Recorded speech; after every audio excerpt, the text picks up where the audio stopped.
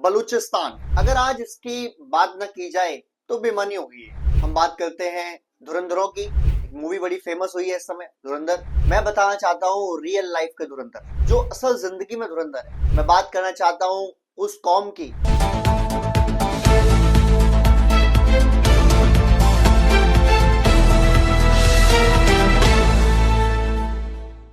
Hello friends, Balochistan. अगर आज इसकी बात न की जाए तो बेमानी होगी। हम बात करते हैं धुरंधरों की। एक मूवी बड़ी फेमस हुई है इस समय, धुरंधर, और भारत की सबसे ज्यादा कमाई करने वाली मूवी बन गई, जो एक बेस्ड है एक स्पाई के ऊपर, जो किस तरीके से पाकिस्तान में जाता है, जिसका किरदार निभाया है रणवीर सिंह ने, और वहां जाके किस तरीके से वो वहां के जो गुंडे हैं, जो आतंकवादी हैं, उनको मारने की कोशिश करता है। पर मैं धुरंधर मूवी का रिव्यू देने तो नहीं आया हूं आपको। मैं बताना चाहता हूं रियल लाइफ के धुरंधर, जो असल जिंदगी में धुरंधर है। मैं बात करना चाहता हूं उस कौम की जिसको पाकिस्तान के नपुंसक हिजड़े फौजियों ने इतना दीवार से लगा दिया कि वो मरने में ज्यादा फक्र समझते हैं, ज्यादा अच्छा समझते हैं, बजाय पाकिस्तान की गुलामी में जीना। पाकिस्तान के दरिंदों ने उनकी बहनों की, बेटियों की, माओ की इतनी इज्जत लूटी है, उनके बच्चों को इतना मारा है, इतने अगवा किए हैं। आज की रिपोर्ट कहती है कि 18,000 से ज्यादा बलूची गायब है, जिनमें औरतें भी है, बच्चे भी है, लड़कियां भी है, लड़के भी है, और उनमें से आधे ज्यादा मार दिए गए हैं और आधे ज्यादा गलत कामों पे लगा दिए गए हैं। उस कौम ने अब ये तय कर लिया कि वो पाकिस्तान को अपने बलूचिस्तान से बाहर निकाल देगी और बलूचिस्तान को फिर से एक आजाद देश बनाएगी। या मैं बता दूं आपको कि बलूचिस्तान, जिसे हम पुराने दौर में कलात भी कहते थे, जब भारत पाकिस्तान आजाद हुए थे तो बलूचिस्तान ने खुद को आजाद घोषित किया और लगभग 9 महीने वो स्वयंभू राष्ट्र या इंडिपेंडेंट स्टेट की तरह रहे। उसके बाद पाकिस्तान की फौज ने हस्तक्षेप किया, धमकाया, डराया, और 1948 में पाकिस्तान में शामिल कर लिया गया। लेकिन पाकिस्तान में विलय होने के खिलाफ ऐसा नहीं कि बलूचियों ने ये पहली बार बंदूकें उठाई हैं, गोलियां उठाई हैं, हथियार उठाए हैं। उनकी जंग चल रही है पुरानी। सबसे पहला उन्होंने जो खिलाफ आंदोलन किया वो 1948 में ही कर दिया, यानी विलय होने के जस्ट 1-2 महीने बाद। उसके बाद 58 में, 62 में, 67 में, 73 में, 77 में, और 2005 से लेकर अब तक लगातार चल रहा है, ये रुका ही नहीं है। क्योंकि बलूचियों को ये समझ में आ गया कि पाकिस्तान ने जो बलपूर्वक धमका के, डरा के उनके लीडर से साइन करा लिया कि पाकिस्तान में शामिल होना है आपको, ये गलत हो गया और ऐसा नहीं होना चाहिए था, और बलूचियों को उनका हक मिलना चाहिए। बलूचिस्तान इतना बड़ा एरिया है जो पाकिस्तान के टोटल भूभाग का लगभग 45% है, लगभग 45%। और ये एरिया, इसमें लोग कम है और इसमें जो खनिज पदार्थ है वो बहुत ज्यादा है, यानी इसकी जो रिचनेस है वो बहुत ज्यादा है, लोग कम है। पर फिर भी 80% जनसंख्या जो बलूचिस्तान में रहती है आज की डेट में, वो गरीब है। 20% भूखमरी की कगार पर है, यानी अमीर तो शायद ही कोई मिले आपको बलूचिस्तान के अंदर। क्योंकि पाकिस्तान के पंजाबी पाकिस्तानियों ने कभी इस देश को, इस प्रांत को उभरने ही नहीं दिया और हमेशा इसको लूटा है, खसोटा है। यहाँ तक कि उनके मिनरल्स, खनिज, वो भी उनको यूज नहीं करने दिए गए।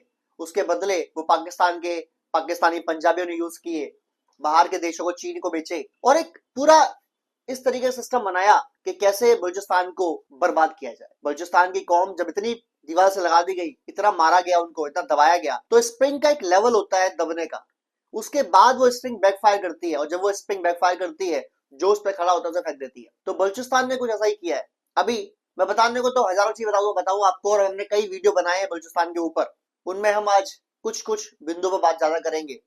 पहला, आपको याद ही होगा किस तरीके से उन्होंने पाकिस्तान की पूरी ट्रेन ही हाईजैक कर ली थी लगभग 12 घंटों तक, और 60 से ज्यादा फौजी मार दिए थे। बलूचिस्तान के पूरे एरिया में कोई भी आर्मी कैंप, कोई भी एयरफोर्स कैंप जो पाकिस्तान का है, या पाकिस्तान एयरफोर्स, या नेवी, ISI, पुलिस, जो भी दफ्तर है, वो सेफ नहीं है। बलूचिस्तान के लड़ाके आते हैं, उनको बर्बाद करते हैं और चले जाते हैं।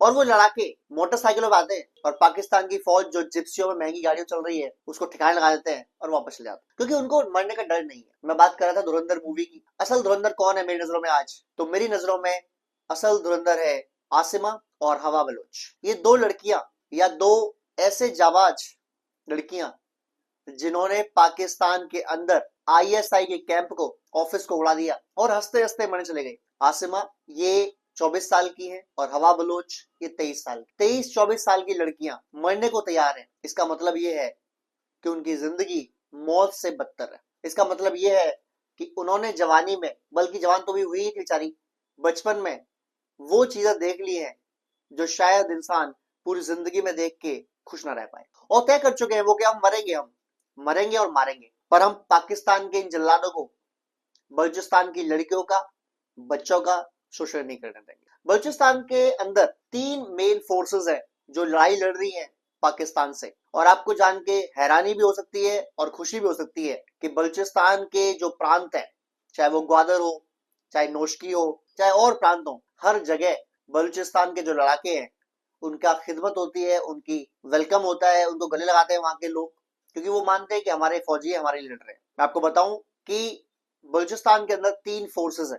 पहला है BLA, बलूचिस्तान लिबरेशन आर्मी। ये ठीक वैसा ही काम करती है जैसे किसी और देश की आर्मी काम करे, उस देश की रक्षा के लिए, उस देश की जद्दोजहद के लिए, उस देश के खिलाफ आने वाली मुसीबतों से लड़ने के लिए। दूसरी है BLF, बलूचिस्तान लिबरेशन फ्रंट। ये भी आर्मी की तरह काम करती है, लेकिन इनका मेन काम है खुफिया जानकारी इकट्ठा करना और गोरिल्ला वॉर करना, अटैक करना। और तीसरी, जिसकी आसिमा और हवा बलूच दोनों ही पार्ट थी, ये है मुजीद ब्रिगेड, और ये एक वो फोर्स है जिसके अंदर फिदायीन होते हैं, यानी वो बच्चे, वो लड़के लड़कियां जिन्होंने तय कर लिया है कि बलूचिस्तान की आजादी के लिए वे अपनी जिंदगी को कुर्बान कर देंगे, वे अपनी जिंदगी दान कर देंगे बलूचिस्तान के लिए।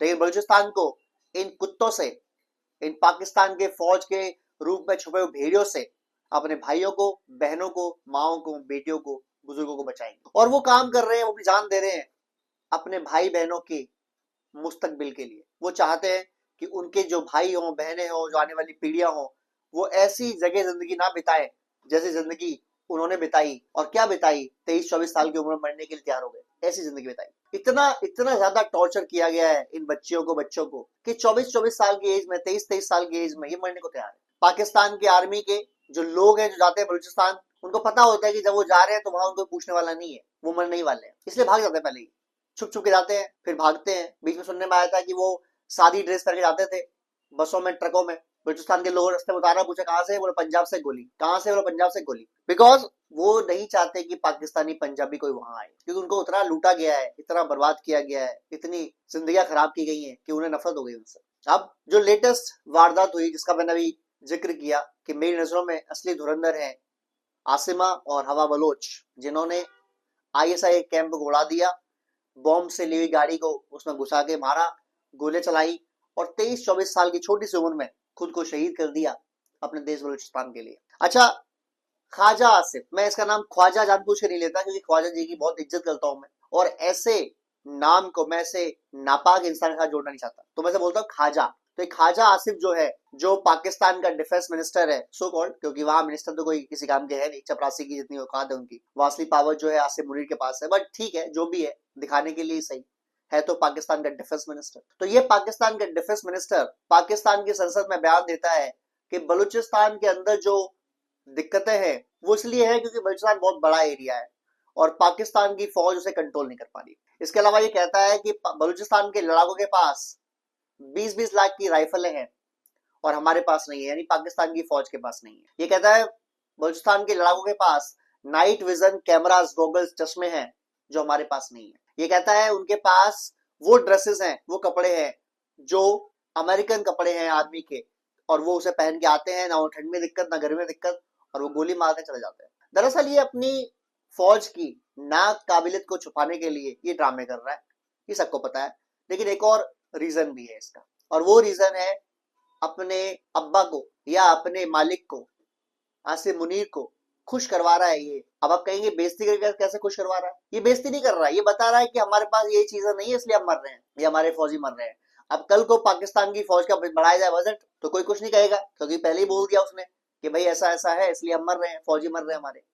और पाकिस्तान का जो बजट बढ़ता है उसका 20% हिस्सा तो सीधा सीधा पाकिस्तान जनरल्स के जेब में जाता है। पाकिस्तान का कोई भी एक्स जनरल क्या पाकिस्तान में है आज की डेट में? कोई ऑस्ट्रेलिया में है, कोई यूरोप में है, कोई अमेरिका में है, कोई कनाडा में है, क्योंकि इतना वो लूट चुके होते हैं पहले ही कि आगे उनको रहना ही नहीं है। अब 3-4 साल में बंदे को पूरी जिंदगी का लूटना है तो लूटना तो अच्छे से पड़ेगा ना। सेम कहानी हो रही है। बहरहाल दोस्तों, बलूचिस्तान के आजादी के लिए भारत सरकार को कुछ करना चाहिए और वो कुछ नहीं कर रहे हैं फिलहाल। इस ख्वाजा आसिफ का ये कहना है कि रॉ और भारतीय एजेंसियां फंड कर रही हैं बलूचिस्तान को।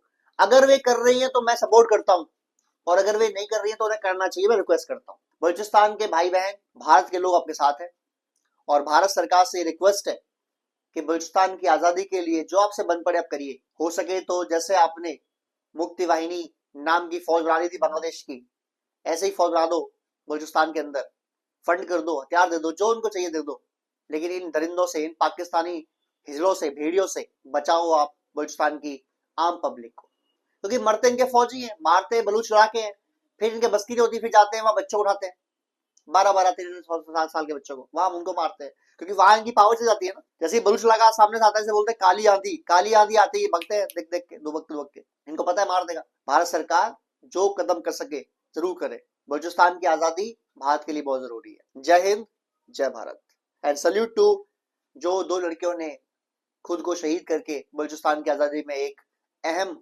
योगदान दिया है। जय हिंद।